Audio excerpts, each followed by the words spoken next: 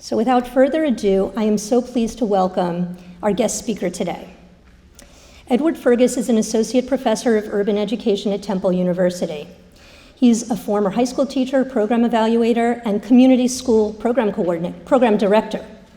His current work is on the intersection of educational policy and outcomes with a specific focus on Black and Latino boys, academic and social engagement. He also works in school climate conditions and disproportionality in special education and suspensions. He has literally written the book, on solving disproportionality and achieving equity. He's written or edited 4 other books, many evaluation reports, book chapters, and more than 3 dozen academic articles. Eddie has worked with dozens of school districts and states, including New York City. You'll hear more about that in a moment. Specifically addressing disproportionality in special education and suspension with a focus on educational equity and school reform. Eddie is that rarity, a scholar who, in tandem with his scholarship, teaching, and mentorship, works tirelessly to apply learnings from empirical research to better the lives of children. Eddie and I never overlapped, but I met Eddie years ago when I worked at the Metro Center at NYU. Somebody said, "You gotta meet this new guy, Eddie Fergus." And that was a long time ago, and I'm so glad that our paths have crossed again. So I welcome Eddie Fergus.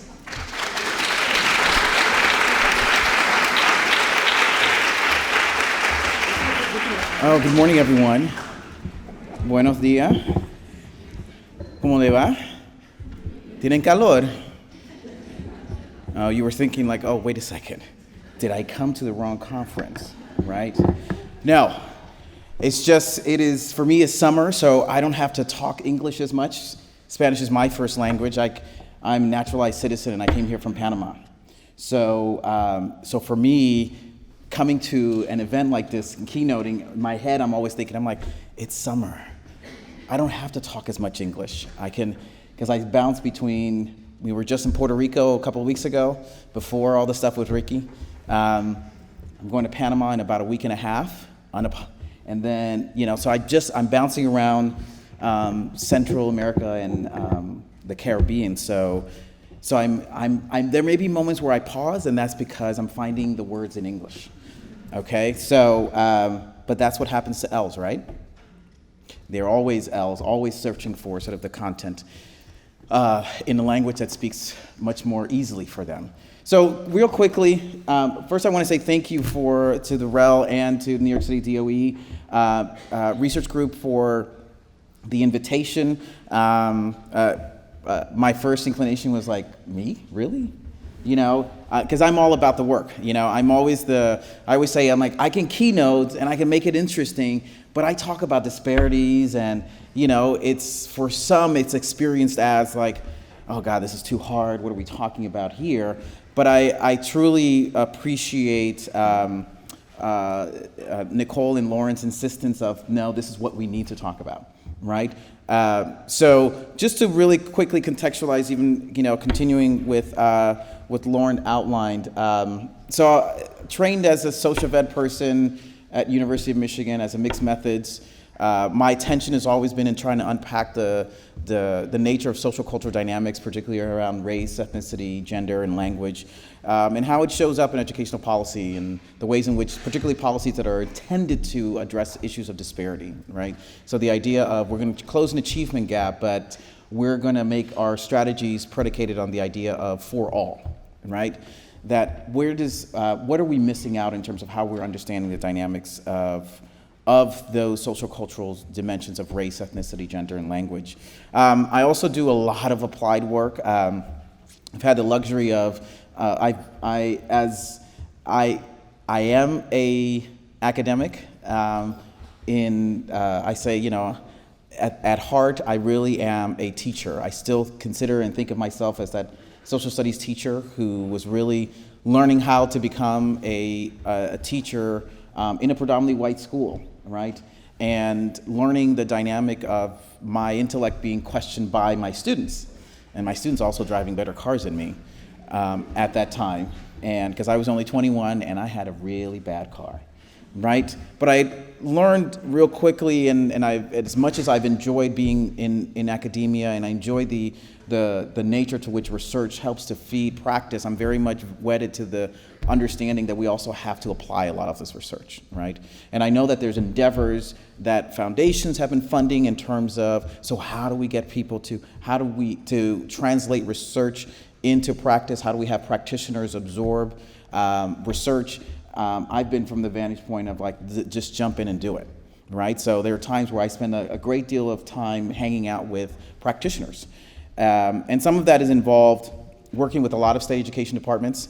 So I've worked with California, Texas, and Maryland in helping them write their statewide plans for how to address disproportionality.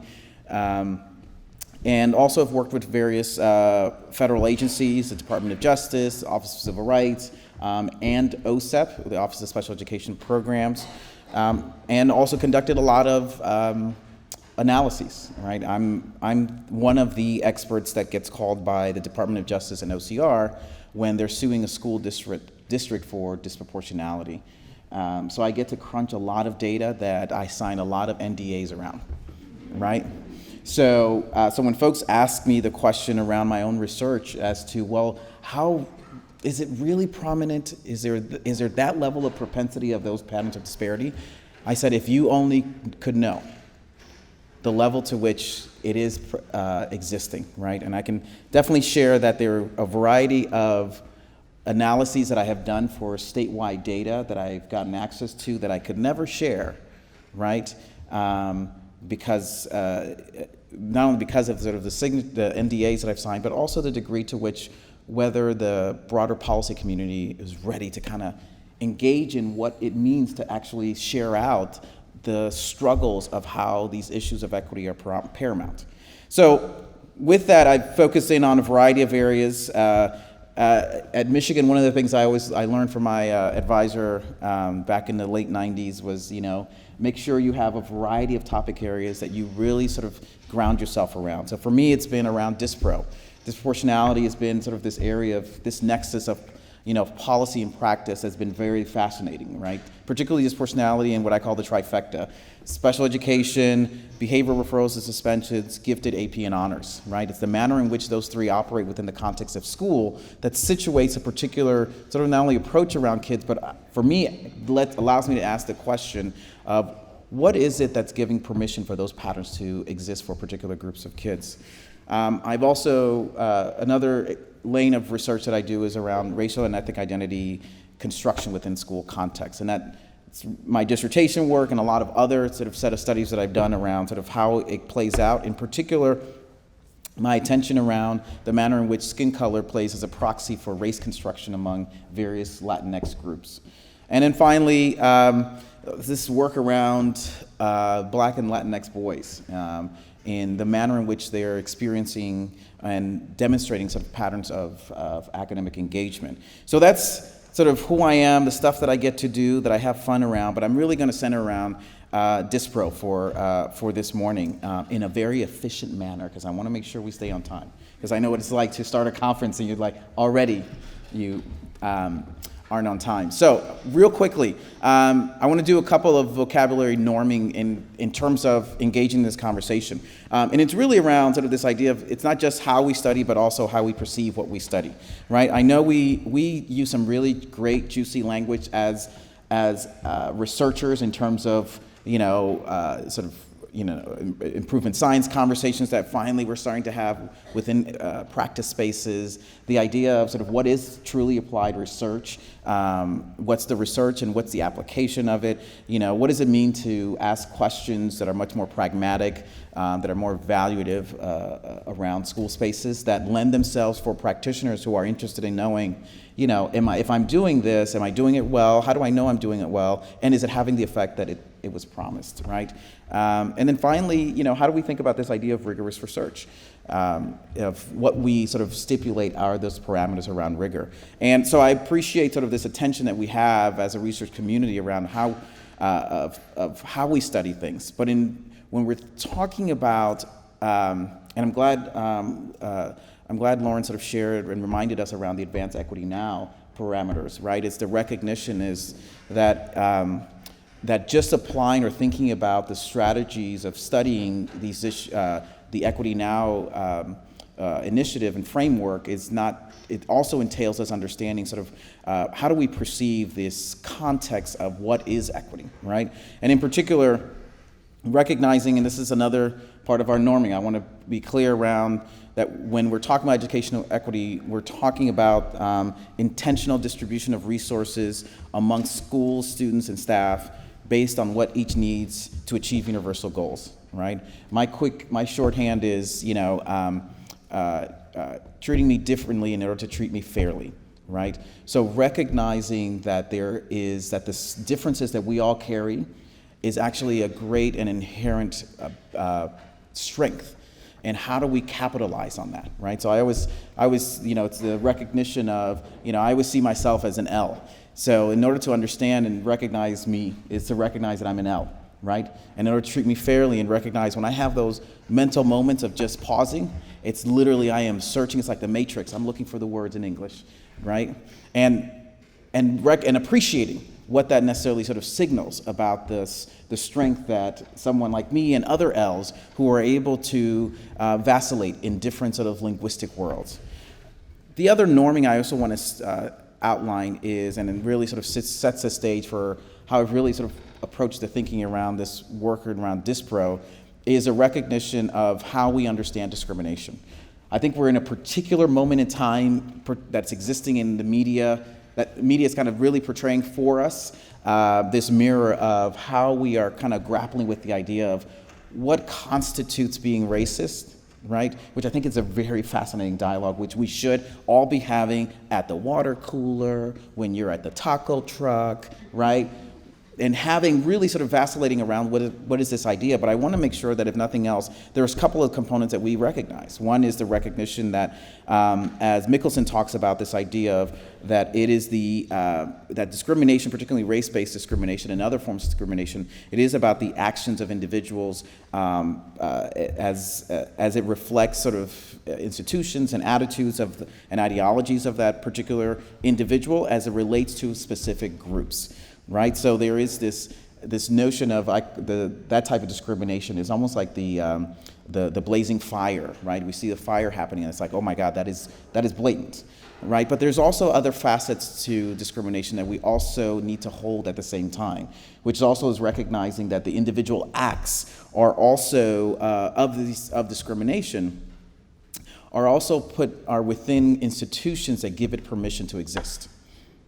Right? So it's not about the individual just making that decision, right? It's not just as I talk to principals around, what are the facets of their interest is always who is referring the most kids to restorative justice, who is actually providing, writing the most academic referrals around particular areas of training that I know I have given them over and over again, but they keep sending me the same set of boys into these intervention spaces. So it's not just a matter of sort of understanding who those individuals are, but what is it about the institution, the mechanisms of how we've constructed our processes that give permission and rationale for some of that. And so for me, it's always sort of lands on the recognition that there's sort of theories that are always at play for individuals. One theory that I'm just going to touch on real quickly, and I'm going to give a quick example, and then I'm going to jump into how we're trying to manifest this within the context of New York City's work, is this idea of this theory of sort of compromised human development, right? Carl O'Connor and Sonia Fernandez, in this piece that they wrote years ago, gosh, probably like 13, 14 years ago now, where they really sort of took issue and finally tackled the National Research Council report that came out in early 2000 regarding the patterns of special ed and disproportionality.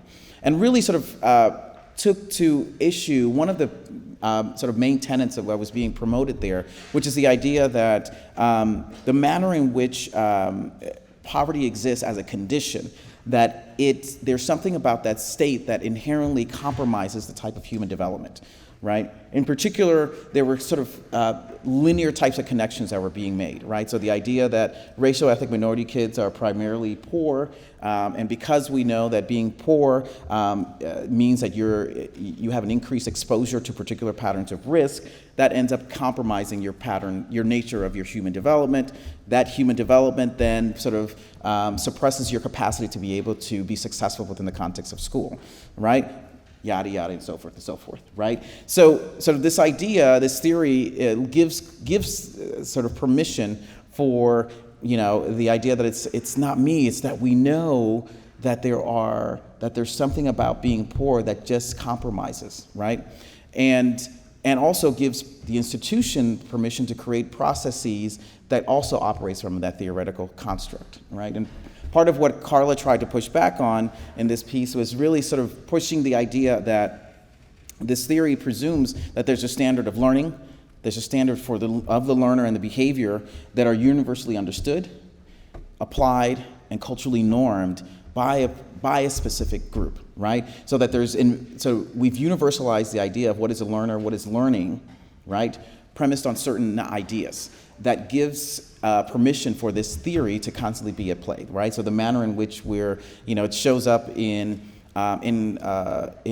PLC meetings, professional learning community meetings, where I've sat in and observed PLC meetings, and they're doing a great job of actually of disaggregating their data around student work by different subgroups, but then asking questions such as, or making statements such as, well, the reason why they're not making progress is, well, you know where they come from, right? And so the language that I've heard is they're a Title I kid, they're an ELL kid, right? Didn't they already have an IEP? Or my favorite was in one district way up north in New York, the statement that was made is, well, I remember the parent also had an IEP, so I think that they probably do have a disability, right? There's something that we have constructed and given ourselves permission to understand that a particular pattern of condition lends itself, versus taking a moment and actually considering that it's not necessarily the condition itself, but it's also the manner in which we have constructed the idea of what is normed, and that everybody fits, and everybody's agreed upon, and everybody should fit within that norm, right? So, which is something that is ever present for a lot of marginalized groups, that they're cognizant of seeing that there isn't a compromise in their human development, but there's a compromise in the systems, the institutions that they're actually existing in, right? So, quick example. So I'm going to talk about my son, my oldest. He's 19 now, and he swears he is the best thing. What's interesting about his, one of his journey has been sort of this consistent experiences of his cognitive development being challenged, right? So in kindergarten, I remember him coming home and talking about how his teacher placed him in the corner for talking out of turn, right? And if you're wondering, what's the rest of the context? He talked out of turn. There is no other context. So his challenge when he came home is he said, well, so-and-so also does it, who is a white boy in his classroom.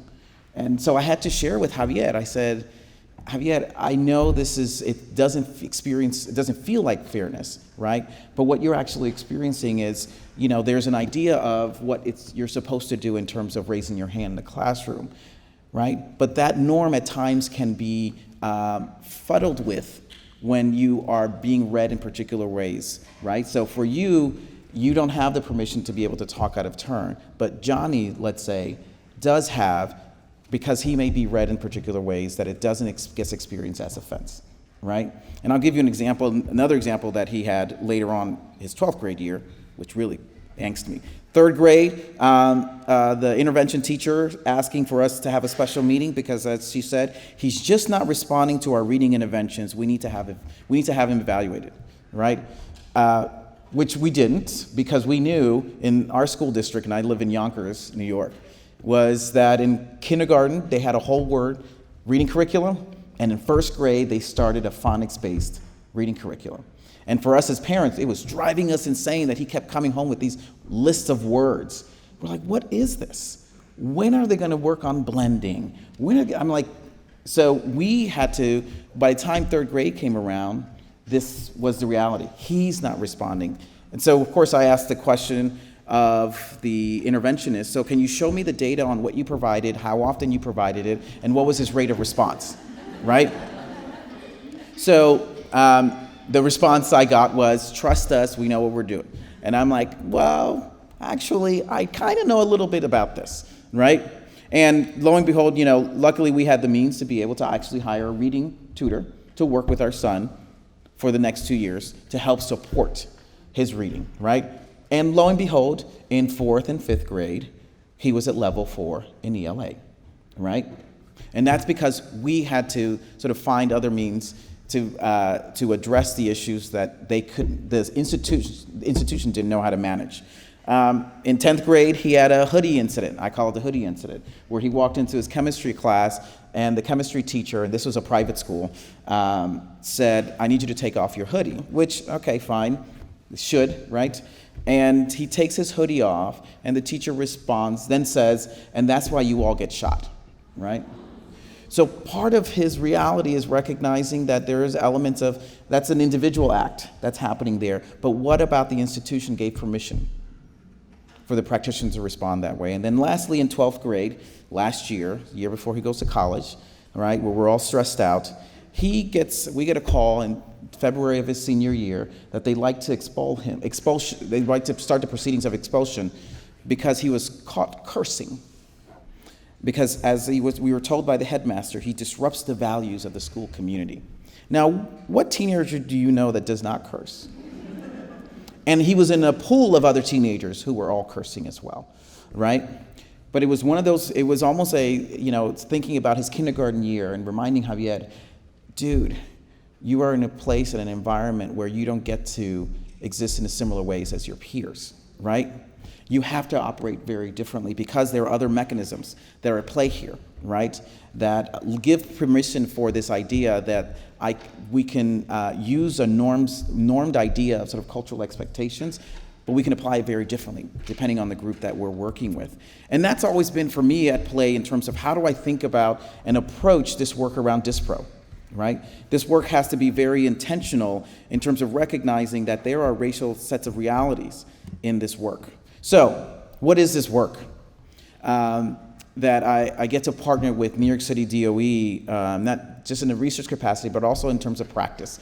I'm all about, we got to practice and do this and study it along the way as a way for us to interrupt the manner in which we think about sort of the application, the presence of these types of theories like compromised human development. And I have to say that when I wrote this book, at that point, I had worked with 70 school districts, taking them through the exact same root cause process to have them arrive at sort of defining equity that contained 3 components, right? Sort of this numerical definition of it, right? This, what I call the social justice dimension of it, which is having an understanding of how the institution recognizes access and opportunity. And when I say access and opportunity, I mean access is the right to the resources. Opportunity is having those resources at the level you need them. Right? So as a quick example, right, you all have access and opportunity today, meaning in the example of your shoes, you all have the right resources at the level in which you need them to be successful today, right? I'm hoping you put on the right shoes. That's going to help you be successful today. But if I were to have asked you to switch one shoe with your partner sitting next to you, right, I start compromising your opportunity, even though you still have access. Because you still have the resources, right? You still have shoes, but you're not getting the resource at the level in which you need it for you to be successful today. So this work around trying to work with school districts and sort of, and particularly DOE now, it's honestly, it's been a labor of love, right? And it's, this particular book is my sneaky way of having practitioners read research. As many of them come up to me like, oh my God, I hadn't read this, or I'm so glad you're introducing us to these research components, and you're forcing us to read these early chapters before we get to the doing part of the chapters, right? Where you actually have to do some activities and worksheets and what have you. And I'll be honest, as an academic, it is definitely not something that we are allowed to do. So I took a chance, and I was actually told by a previous institution, don't write this book because it will not get you tenure. So I went to another institution. So what is this? So it is a 2-year inquiry cycle that is happening with New York City Department of Ed, schools and districts around how they are advancing this Equity Now initiative.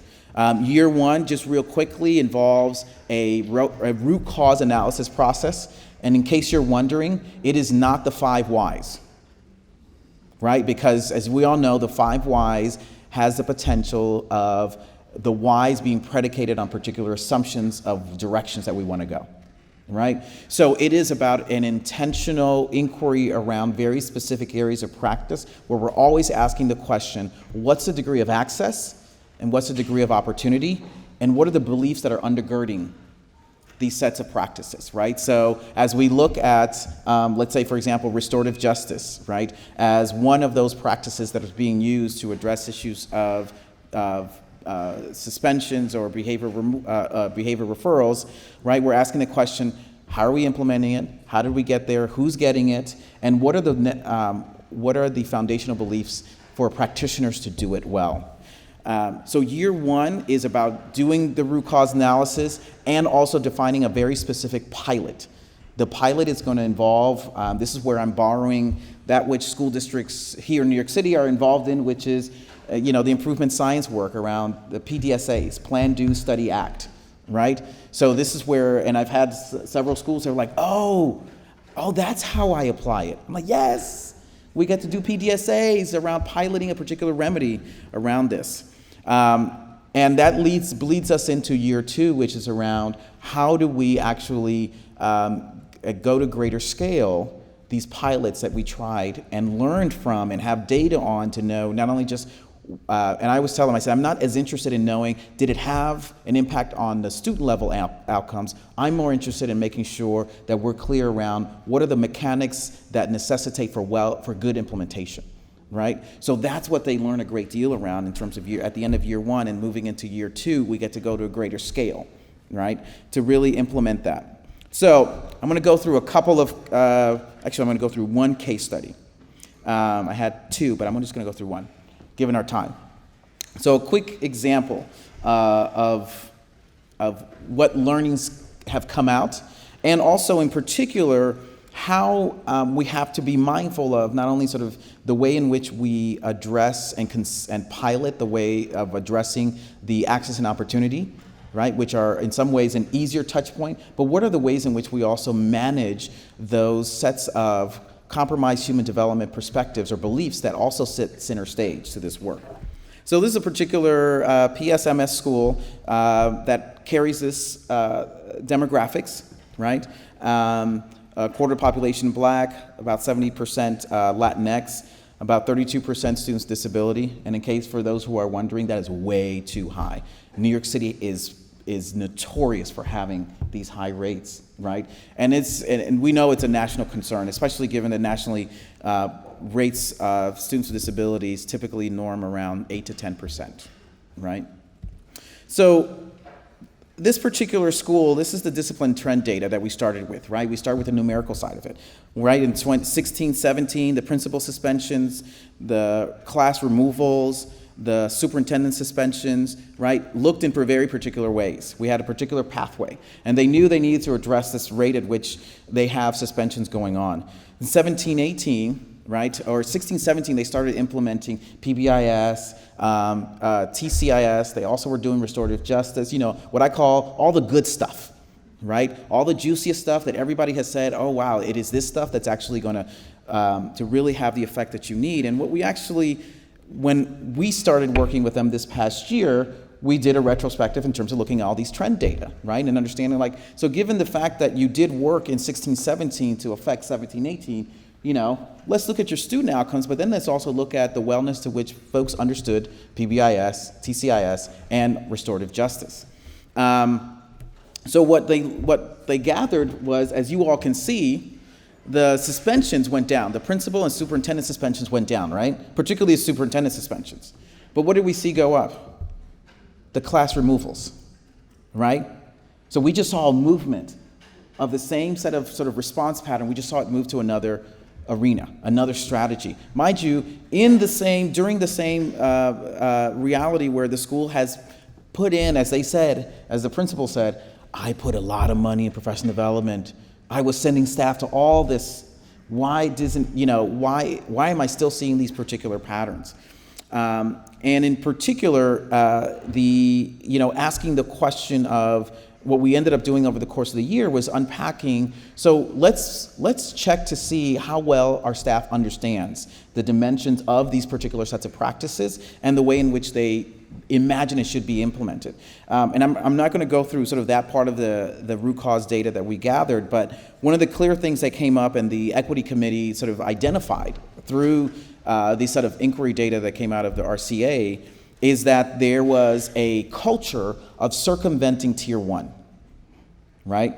Which meant, I know we got a form, I know we're supposed to do X, Y, and Z, but they also utilized the relationships that they had with each other as colleagues, as other means to get a kid out, right?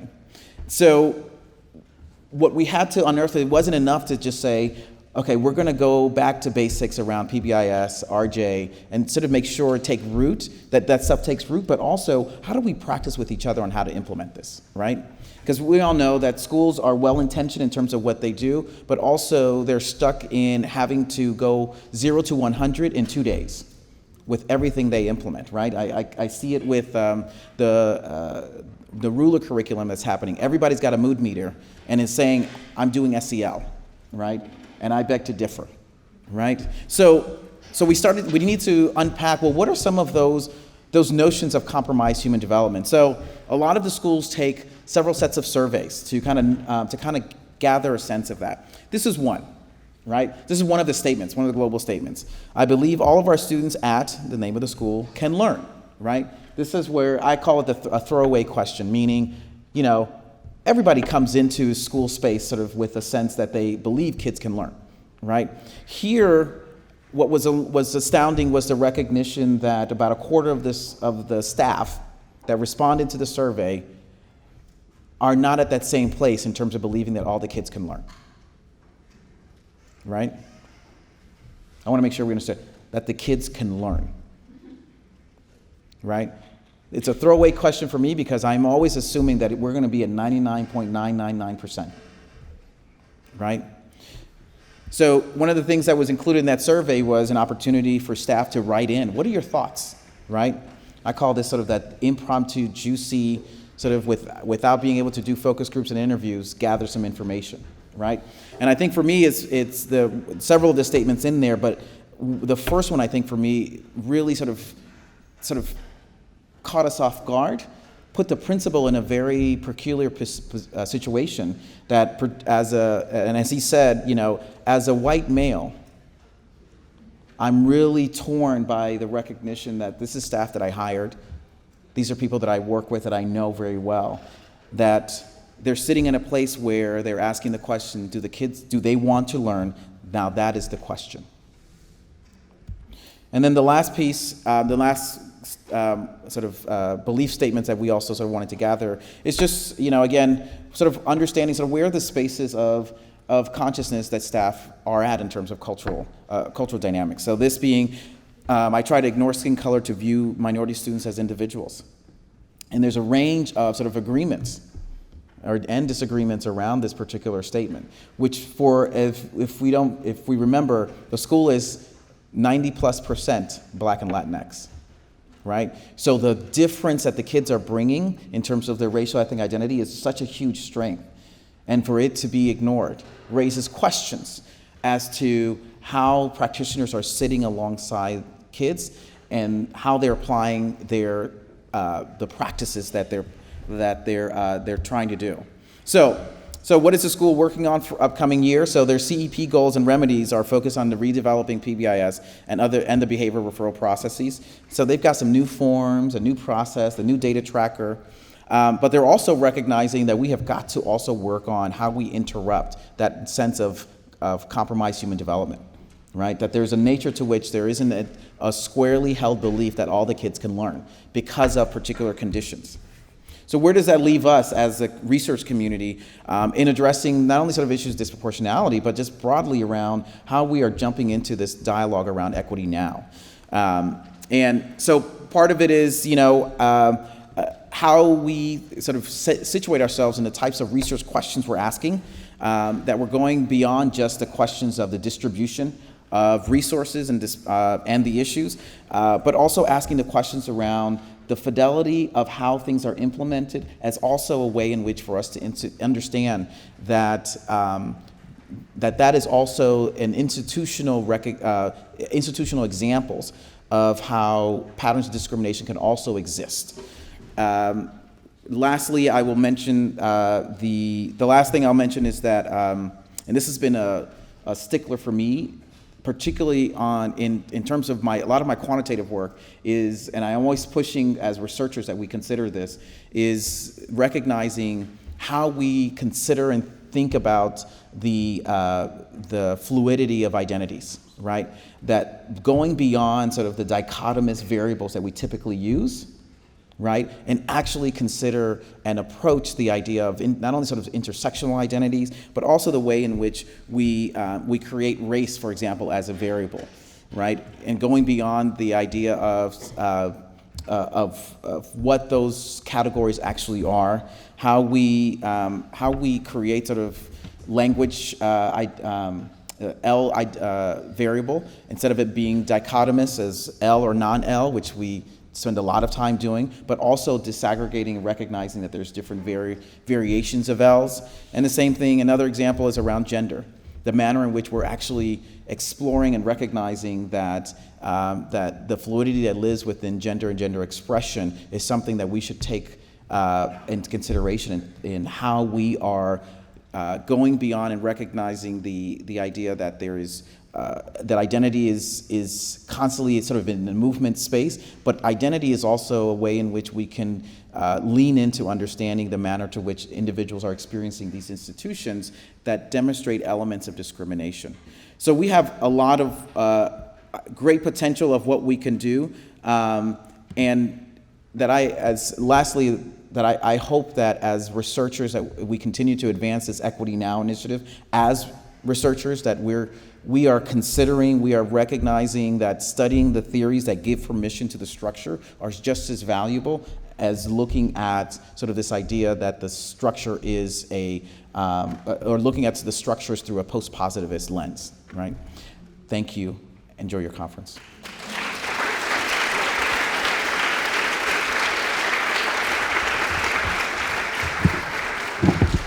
Don't go anywhere. Don't go anywhere. Don't go anywhere. Okay. So we have time for a couple of questions, and we ask that you jot them down on index cards to make it easier for us to collect them and for Eddie to respond. So first thing, obviously, we're going to start the session just a little bit later. Oh, yes. What role can community partners and CBOs play in this work? Thank you for raising that question. I don't know who raised that question, but I truly appreciate the recognition that community partners and CBOs, thank you, are, and as having worked for CBO here in New York City, I worked for Children's Aid Society off and on for about 3 years. And to be a researcher that lives within a community-based organization that also lives in schools was a very unique sort of endeavor, but it provided an opportunity that I saw as community partners being able to leverage in, on some levels, their sort of fiscal resources to be able to ask and approach things differently, right? So helping schools to have let's say a two-generation approach to the work that they're doing in school contexts, right? When I was a community school director up in Washington Heights, it was amazing to be able to know that the impact I could have was not only pushing sort of particular programming, but also exemplifying for schools what it means for that what we're doing for kids also needs to be contextualized in how we also support the family unit. So so community partners, CBOs, definitely needing to be at the table in helping to, because they get to kind of think outside of the box, that at times schools are not always able to, given some of the policy constrictions. The last question, what did you do about the hoodie incident, and what did the school do? So funny, thank you for asking that question. So what ended up happening is our son came home. He shared this story. My wife at the time, she was deputy commissioner over at ACS, and she quickly was on her phone starting to type a very curt email to the headmaster. And first I said, you can't do that. You're a deputy commissioner. Like you don't have the luxury to be able to kind of just say stuff, right, in the same ways others would. But more importantly, our son actually stopped us and said, look, let me tell you what I did. And what he shared is that he actually, he said, I changed my tone and I told the teacher how inappropriate it was. And I asked him, you changed your tone? What do you mean you changed your tone? He said, Dad, I knew I needed to show up a little bit differently in order for him to hear me. And as much as I recognize and appreciate his ability to code switch, it really hurt to recognize that he knew he had to play in that manner in order for him to actually be heard. So thank you for asking that question. Time for one more. I don't know which one to pick.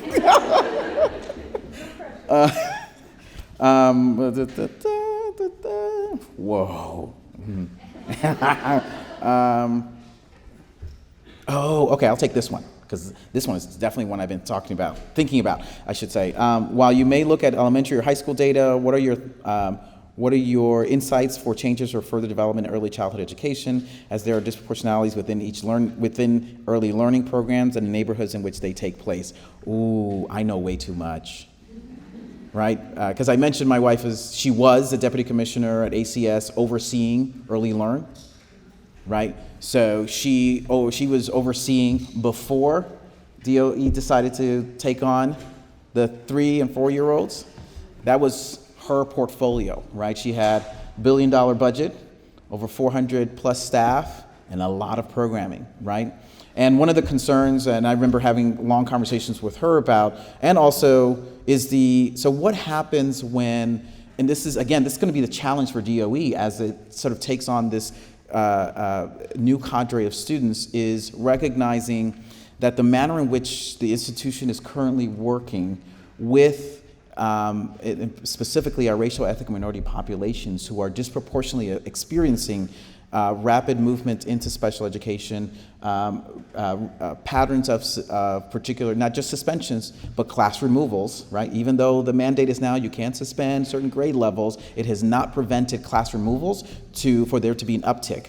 That I worry that the same strategies get played out in these early childhood programs. Right? That we're still struggling or still advancing the same sets of strategies, but much earlier. And I worry about sort of is there going to be an earlier handoff that's going to happen to our kids as we are taking this on as an institution. So that's my place, that's my own sort of point of concern as DOE is challenged to take on something that is pretty significant and not been a customary sort of habit of practice that not only DOE but across the country, K-12 have not been in the business of doing early childhood programming. And with that, I am getting off the stage.